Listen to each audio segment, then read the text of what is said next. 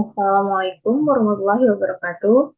Ternyata di sini saya Hafizah Wiranti akan menjelaskan materi mengenai knowledge sharing, yang mana ini merupakan bagian dari mata kuliah knowledge management yang diampu oleh Bapak Nesdi Adrian Rozanda, Eskom MSc. Di sini akan ada 5 sub materi yang akan saya jelaskan mengenai knowledge sharing. Yang pertama itu adalah pengertian knowledge sharing. Kemudian konversi knowledge sharing. Yang ketiga yaitu perilaku knowledge sharing. Yang keempat manfaat knowledge sharing. Serta yang kelima contoh dari knowledge sharing. Di sini yang pertama saya akan menjelaskan pengertian knowledge sharing. Yang mana ini menurut Lomban Tobing 2011, knowledge sharing adalah proses yang sistematis dalam mengirimkan, mendistribusikan, dan mendiseminasikan pengetahuan dan konteks multidimensi dari seorang atau organisasi kepada orang atau organisasi lain yang membutuhkan melalui metode dan media yang variatif. Pengertian kedua yaitu menurut Chen 2001, yaitu knowledge sharing ini adalah komunikasi interpersonal yang melibatkan komunikasi dan penerimaan pengetahuan dari orang lain, dan salah satu cara utama untuk mentransfer pengetahuan adalah seperti interaksi manusia. Yang berikutnya yaitu konversi pengetahuan dalam knowledge sharing. Menurut Soleh 2011, konversi pengetahuan dalam knowledge sharing terdiri dari 4 tahap yang dikenal dengan istilah SECI process.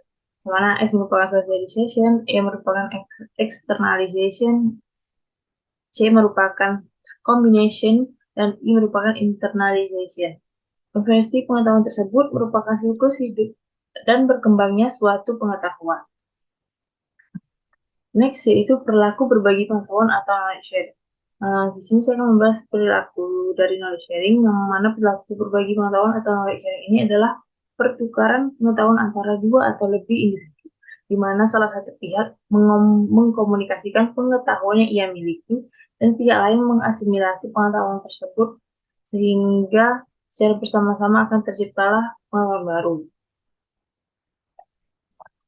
Nah, perilaku berbagi pengetahuan atau knowledge sharing ini terdiri dari 2 proses kunci yang menurut Van der Hoef dan De Ridder pada 2004, yaitu pertama adalah mendonasikan pengetahuan yang dimiliki individu satu kepada individu lain. Yang kedua yaitu mengoleksi pengetahuan yang dilakukan individu penerima informasi di atas modal intelektual tersebut. Selanjutnya yaitu perilaku knowledge sharing yang dipengaruhi oleh beberapa hal. Menurut Berbera 2005, yang pertama adalah ikatan sosial dan pola serta frekuensi interaksi antar individu. Yang kedua yaitu penggunaan bahasa yang menyatukan individu dengan yang lainnya. Kemudian adanya rasa percaya antar pribadi dan adanya norma yang mendukung perilaku untuk saling berbagi.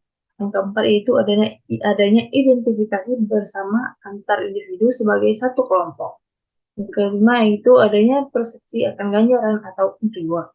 Yang keenam yaitu kemampuan diri dan harapan akan terjadinya perilaku resiprocal atau terjadinya balas berbalasan gitu. Yang selanjutnya itu manfaat. Nah, apa manfaat dari knowledge sharing ini? Nah, pertama itu manfaat bagi individu.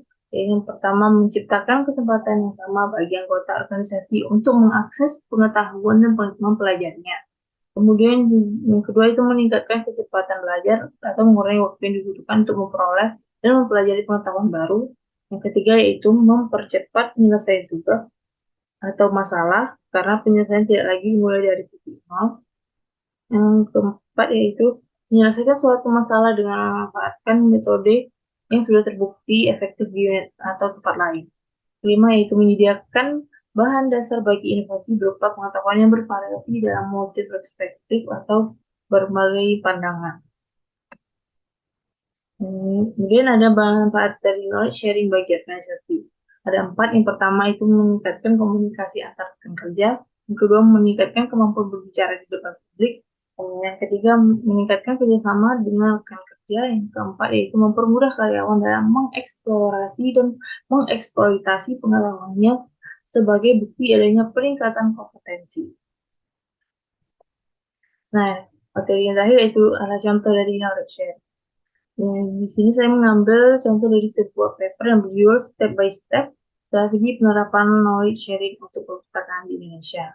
Di sini perpustakaan itu perpustakaan yang menerapkan knowledge sharing itu dengan menggunakan salah satu alat yang digunakan untuk knowledge management, yaitu internet, yang mana ini bisa digunakan untuk menyimpan dan mengolah pengetahuan.